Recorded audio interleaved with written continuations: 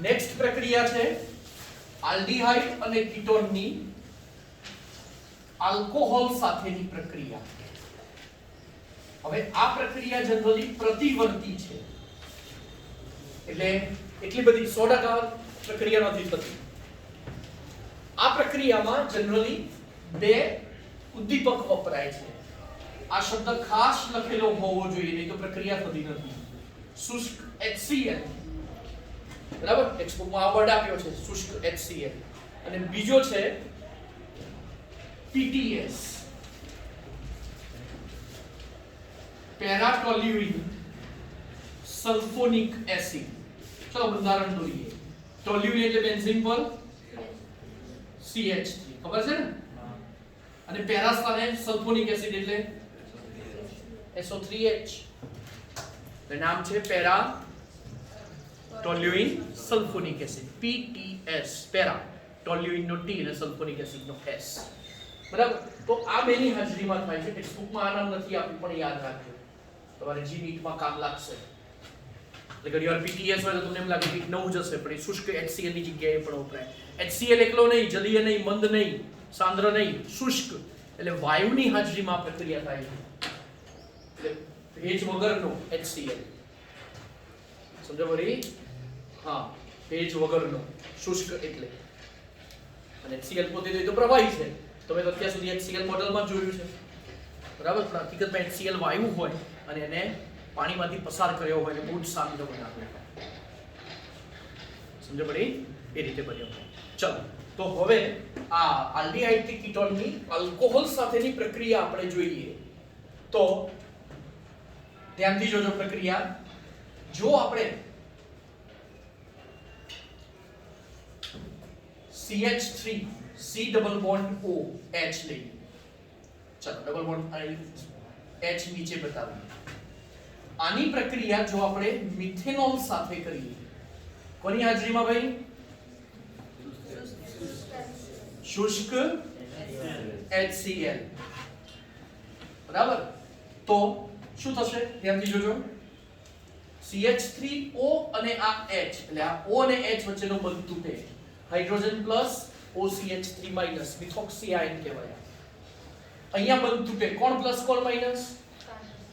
Carbon plus oxygen minus, બરાબર.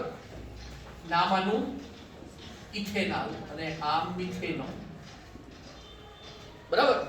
મળતી નિપજ just રીતે કામ કરીએ. CH3OH છે, એનો કલર ચેન્જ કરી દઈએ. તો હવે ક્રોસ કનેક્શન થાય.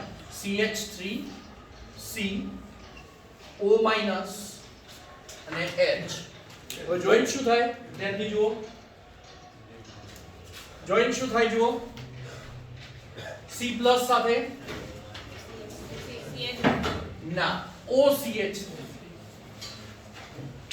બરાબર. ઊંધું જોડાય ને, એટલે જ્યાં વીજભાર કોની ઉપર છે? CH3 ઉપર નથી, O ઉપર છે.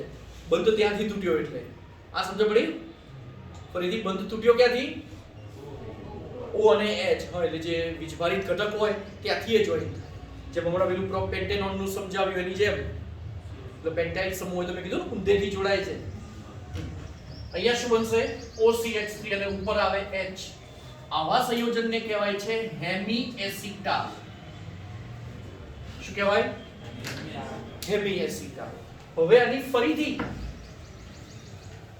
CH3OH સાથે પ્રક્રિયા, ફરી પાછું શુષ્ક HCl ની હાજરીમાં. તો હવે શું થશે? ધ્યાનથી જુઓ. આ સાઈડનો OH ને આ સાઈડનો H શું બનાવે? પાણી.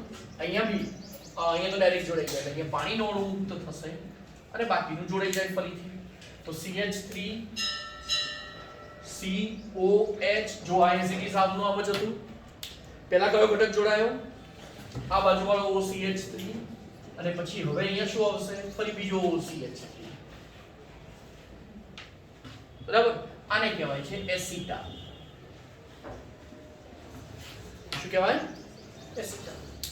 તો ફરીથી ઇથેનોલ, પહેલો મિથેનોલનો અણુ જોડાય તો આપણે એને કહીશું હેમી એસિટાલ, અને બીજો મિથેનોલનો અણુ જોડાય તો એસિટાલ. હેમી એટલે અડધો, એક જ વારનો જોડાય ને.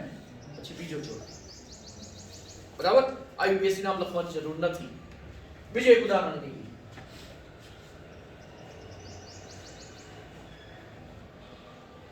આની પ્રક્રિયા જો આપણે ઇથિલિન ગ્લાયકોલ સાથે કરીએ, કોઈને યાદ છે ઇથિલિન ગ્લાયકોલ નું બંધારણ? 11મું chapter ethylene glycol. Ethane 1,2 diol, આનું નામ છે ઇથિલિન ગ્લાયકોલ.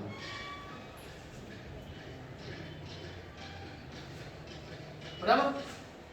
ચલો પ્રક્રિયા કરીએ છીએ આની ઇથેનોલ સાથે. ફરી પાછું શું વાપરીશું? શુષ્ક HCl. બરાબર? નિપજ શું મળશે? બંધ તૂટે અહીંયા. ચાલો પ્લસ માઇનસ તો ખરા જ. હવે પહેલેથી જેમાં અહીંયા CH3OH માં એક જ OH હતો એટલે વારાફરતી બે જોડાય. અહીંયા એક જ અણુની અંદર બે OH છે તો શું થશે? આમાંથી જ પહેલા પાણીનો અણુ મુક્ત થઈ જશે. OH ગયો એટલે આ શું બન્યું? પ્લસ ને આ માઇનસ. આ H છૂટો પડ્યો એટલે H પ્લસ હોય O માઇનસ હોય અને અહીંયા પ્લસ માઇનસ છે તો એ જોઈન્ટ થશે. જો કેવી રીતે? CH3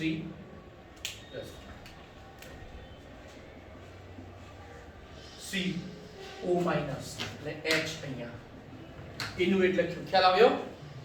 બરાબર? અને હવે શું થશે? ધ્યાનથી જોજો.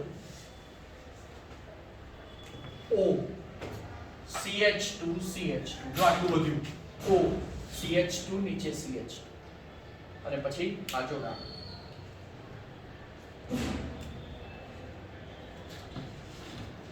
બરાબર? આવા સંયોજનને કહેવાય છે ચક્રીય એસિટાલ. એક જ વારમાં મળી ગયા. એનું